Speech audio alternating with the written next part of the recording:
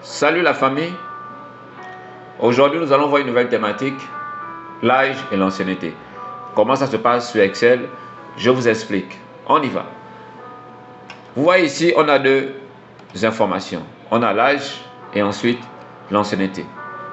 Donc, si vous voulez déterminer l'âge ou encore l'ancienneté d'un individu, vous avez besoin de deux informations, notamment la date du jour, la date de naissance en ce qui est de l'âge et la date d'embauche par exemple à ce qui est de l'ancienneté, ou encore même la date d'inscription dans une école si vous voulez connaître l'ancienneté d'un apprenant depuis sa date d'inscription jusqu'à la date du jour. On va débuter avec l'âge.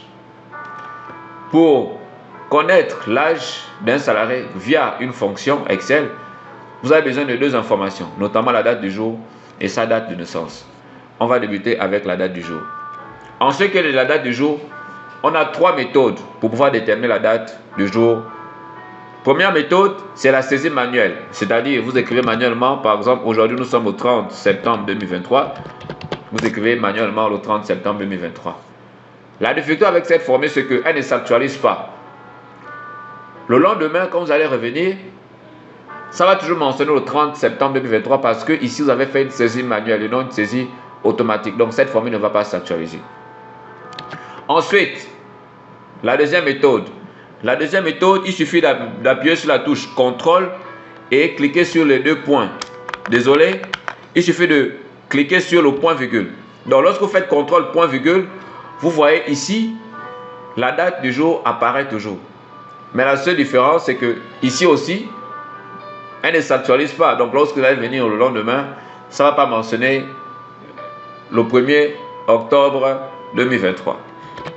Ensuite, la troisième méthode consiste à faire quoi? Consiste maintenant à insérer une fonction automatique. Et la fonction qui permet d'actualiser la date au fur et à mesure que les jours vont passer, c'est la fonction aujourd'hui.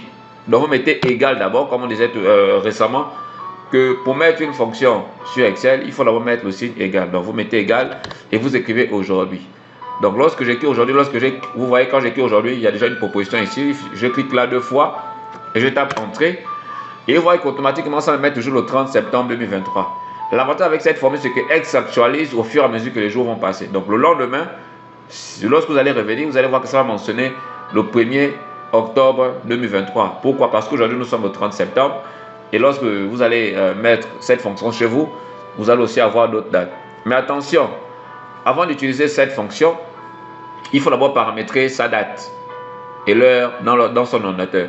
Si vous n'arrivez pas à paramétrer la date et l'heure exacte dans votre ordinateur, vous serez obligé alors de faire une saisie manuelle. Donc chaque fois que les jours vont passer, vous serez obligé de venir modifier. Ok, on a fini avec la date du jour. Nous allons maintenant passer à la fonction qui permet de connaître l'âge d'un individu. Premièrement, vous mettez d'abord le symbole égal et vous écrivez date diff et vous ouvrez la parenthèse. Une fois c'est fait, vous sélectionnez premièrement la date de naissance. Après, vous mettez le point virgule et vous sélectionnez maintenant la date du jour. Après avoir sélectionné la date du jour, vous appuyez maintenant sur la touche F4. À quoi correspond la touche F4 ou pourquoi c'est nécessaire? La touche F4 ici permet de délimiter la formule. Ça permet à Excel de ne plus aller chercher les informations ailleurs, mais de se limiter seulement à la date du jour. Donc, après avoir appuyé la touche F4, vous remettez un point virgule et vous mettez les deux crochets. Les deux crochets se trouvent sur le chiffre 3, juste en haut, le chiffre 3 qui est du côté qui est en haut, vers les touches de fonction. Après avoir mis les deux crochets, vous mettez la lettre Y. Pourquoi Y? Y ici, c'est pour avoir le résultat en année. Si on voulait avoir le résultat en jour, on devait mettre MD ou encore D. Et si on voulait avoir le résultat en mois, on mettait YM. Donc retenons qu'ici on a mis Y parce que Y ici c'est pour avoir le résultat en année. Une fois vous avez mis Y, vous refermez avec les deux crochets et vous fermez votre parenthèse. Une fois c'est fait, vous tapez la touche entrée et vous voyez qu'ici il met 25. Donc pour cet individu ici, il a 25. Maintenant, si vous voulez ajouter, si vous voulez que ça soit un peu plus propre, en mettant par exemple que ça mette 25 ans, nous allons alors modifier le format de cellule. Donc premièrement, vous cliquez là où c'est écrit 25 et vous faites un clic droit et vous allez voir ici format de cellule.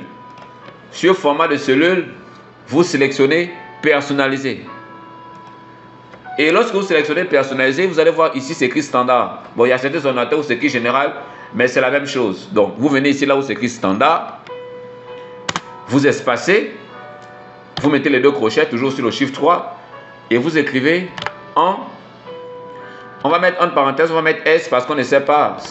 Il peut avoir aussi, ça peut donner 1 an. Donc si vous voyez que si on ne met pas le S dans la parenthèse, si on met 1 an, imaginez c'est un instant qu'on met 1 an et puis après il y a S à la fin, ça ne fait pas beau. Et vous mettez 3. Vous cliquez sur le chiffre 3 pour avoir les deux crochets. Vous voyez ici. Donc vous mettez d'abord, vous nous mettez un espace. Ensuite vous mettez les deux crochets. Vous écrivez 1 comme c'est ici. Et vous fermez avec les deux crochets. Et une fois vous tapez OK, vous allez voir que c'est écrit 25 ans. Et maintenant après, comme j'ai déjà inséré la formule ici, je peux tout simplement tirer vers le bas. Et vous voyez que chez les autres ici, ça se reproduit. 43 ans, 22 ans, 32 ans, ainsi de suite. Donc ce n'est pas difficile. Une fois que j'ai fini ici, vous pouvez maintenant réduire votre cellule à ce niveau. Et on avance. Ensuite, on a la formule sur l'ancienneté que nous allons insérer. Mais c'est vraiment une formule très longue. Donc je vais aller très doucement pour permettre à ce qu'on puisse voir comment ça se passe. Donc ce que je vais d'abord faire, je vais agrandir ma cellule ici. Car comme je vous disais, la fonction que nous allons mettre tout à l'heure, c'est une fonction vraiment très grande. Pour utiliser la formule pour connaître l'ancienneté d'un salarié, vous avez besoin de deux informations. Sa date d'embauche et la date du jour. Ou à défaut, si on ne vous a pas la date d'embauche, vous pouvez utiliser la date d'inscription, en toute autre date qui vous permettra de connaître l'ancienneté d'un salarié. Donc, comme d'habitude, nous allons d'abord mettre le symbole égal et on écrit date diff, comme je le fais ici. Après avoir écrit date diff, vous ouvrez la parenthèse. Vous sélectionnez la date d'embauche, vous mettez un point virgule, vous sélectionnez la date du jour et on appuie sur la touche F4. Ensuite, on met un point virgule, on met les deux crochets, on met Y et on referme avec les deux crochets et vous fermez la parenthèse. Ici, ça nous permettra de dire à Excel qu'on veut l'ancienneté en année, parce que tout à l'heure on disait que Y c'est pour avoir le résultat en année. Mais ce n'est pas fini. Après, vous mettez un espace et vous mettez le E commercial. Le E commercial se trouve sur le chiffre 1, juste en haut. Après le E commercial, vous mettez les deux crochets, vous mettez un espace et vous écrivez 1 comme je le fais ici. Après avoir écrit 1, vous mettez une virgule, pas le point virgule, mais une virgule. Après la virgule, vous mettez les deux crochets, vous remettez le E commercial et on reprend en fait la formule, c'est-à-dire qu'on reprend à partir de date diff. Donc, date diff, on ouvre la parenthèse, on sélectionne encore la date d'embauche, comme tout à l'heure, on met le point virgule, on sélectionne encore la date du jour et vous appuyez la touche F4. Ensuite, vous mettez un point virgule, vous ouvrez les crochets. Là maintenant, vous ne mettez plus Y, vous mettez YM pour avoir aussi le résultat en estimé en mois. Vous mettez les deux crochets et vous fermez la parenthèse. On met un espace, on met le E commercial, on met les deux crochets, on espace encore et on écrit mois, on espace, on met E, on espace, vous mettez les deux crochets, vous mettez le E commercial et on reprend maintenant la procédure. Donc date diff encore. On sélectionne la date d'embauche, point virgule, on sélectionne la date du jour et comme d'habitude, touche F4. Après la touche F4, on remet toujours le point virgule, on met les deux crochets et on écrit maintenant MD pour avoir le résultat en jour. Vous remettez les deux crochets et vous fermez la parenthèse.